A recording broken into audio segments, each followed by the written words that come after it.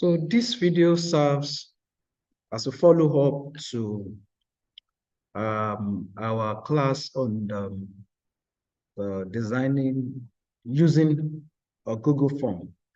And we agreed to do a simple biodata form. You can still remember this very clearly. Now, I actually want to show you, after you finished with your form, how do you get your form across to the audience? You can either send by mail, you can send the link, and you can actually get an embedded link that can be parts of your websites or web page. So let me quickly take us back, explain how we arrived here. We're all there.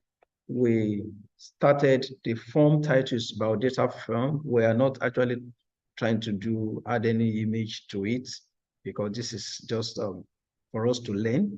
And surname, the first, we want our user to fill in their name, surname, and remember, immediately we type surname, the short answer is the data formats that was automatically picked by the system, which we said is okay. What we just did is to validate. Number one is a require question, just like we did to the other one, and we validate. We don't want people to just come and enter just anything for the name. Yes, our validation is also simple, as a beginner. All we just try to do is we click on response validation, then we have the opportunity to select regular expression. Then we set our matches. That's whatever people will set in, will bring in, should be, will type as their username, should be in alphabets. We don't want a situation whereby somebody will just begin to type just any character or numeric, and the form will accept it. So regular expression is our option. I'm not going through the class. I'm just refreshing, our memory in this video. And matches what? We want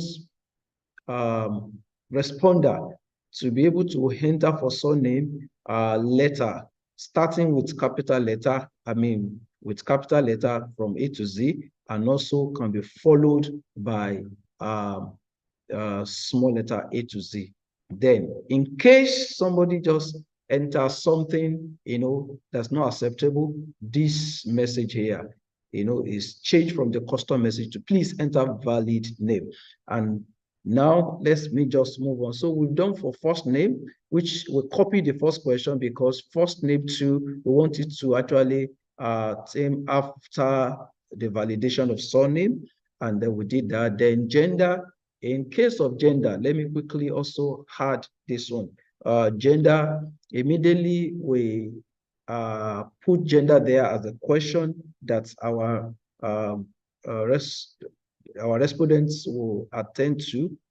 It's give us the option of data format of multiple choice, which we felt it was okay, and we agree with that, male and female. Then the date of birth, we did that. Then state of origin, because we don't want people to enter their state of origin just in any the way they feel like, entering it, the way, because of our locations and of our different locations and culture, some pronunciation, have, some additional intonation. For example, somebody may want to write Oshun, which is O-S-U-N. Another person will put O-S-H-U-N. We don't want that because we are considering when the time comes for us to use the data, we want to filter, we want to analyze, we want to be able to actually be in charge or control the data. So in this case, we preload, the state of origin, so that whoever is selecting his state, everybody's selecting the same thing for their state. The spelling is not going to be different. And then we use drop down so that the form can be neat. Then we also try to use, if people are to upload their document, we didn't really change anything here. We actually left it here at the default, but this is just to show us how you can request for people that will fill or complete the form that you are sending out, how if you need their image or document from them, this is the option that you will use. And now we have the default values here. Let's leave it. All I just want to show you now in this video is how do you share this form with people that should respond to it. So even though the emphasis here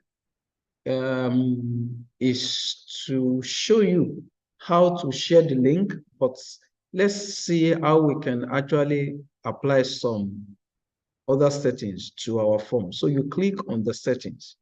When you click on settings, then you'll have this a quiz. No, we're not doing that. Then responses. Let's see options in responses. You click on this. You can see my cursor. When I click, then there's a drop down. Now I can actually make my form to collect email. And if you do that, you have to turn up now. Verify responder input. Let me quickly explain this to you. When you click or select verify, that means the email of the respondent is going to be verified. And can you see collect email? Respondent will be required to sign into Google. But because you want to reach, a very wide audience, some of them may not have Google account. So except in a situation whereby you have a controlled form, I won't advise this. So let's select responder input. We allow them to enter their email. Of course, when they do this one, they may enter, they may not enter it, correctly. As far as it follows the syntax is going to accept it, but it may be syntactically correct, but the email may be wrong. So now in this case, do we collect? Yeah, let's say input, so that automatically by the time we return back to our form, you will see that there will have been a feed, a question where people will need to supply their email. Now, is there another thing here? No, for a start, please, can you just leave this option? So the next one is presentation. Let me click on this, then I see drop down. Now, I just want to show you something here. You will have fill a form before, maybe you have that experience, whereby after filling the form, then you have the link to fill another one. Say fill another one. In this case, we don't want people to fill more than one, so we close it. Turn it on. I toggle it. It is on. Then it is off. So this form, after filling it once, it's not going to present to you the link to click so that you can fill. You can submit another response. Yeah, there may be a situation whereby you may need one more than an instance of response from a particular, group of people. So this may be turned on. Now, confirmation message. Your message has been recorded. That's what is there. But that's immediately people click on submit. This will be prompted to them. But you may want to customize it. Maybe put there, thank you for submitting your form, and so on. Then you click on edit. If that's what I want, I can just put thank you for responding.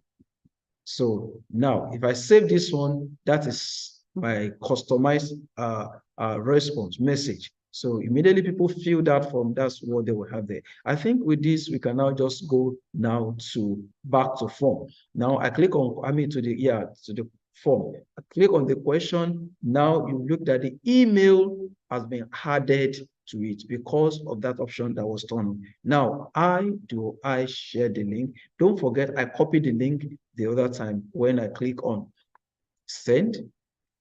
Then I have the link. Then I shorten the URL. Then I click on copy. Then I can close this one now. So I can go to my WhatsApp. I want to share it through WhatsApp. And for the purpose of this one, I'm sharing with you on the platform that we are using to interact on this class. So I click and I look for that platform. That platform is there. So I paste the URL. So I've pasted the URL. Now I am sending it to you. So this is how to share your form design using Google form tools, with the desired, audience. So now, what I want you to do now is every one of you should please, on this platform, should please complete that form. Then I'm going to follow up from there. So thank you, and God bless you.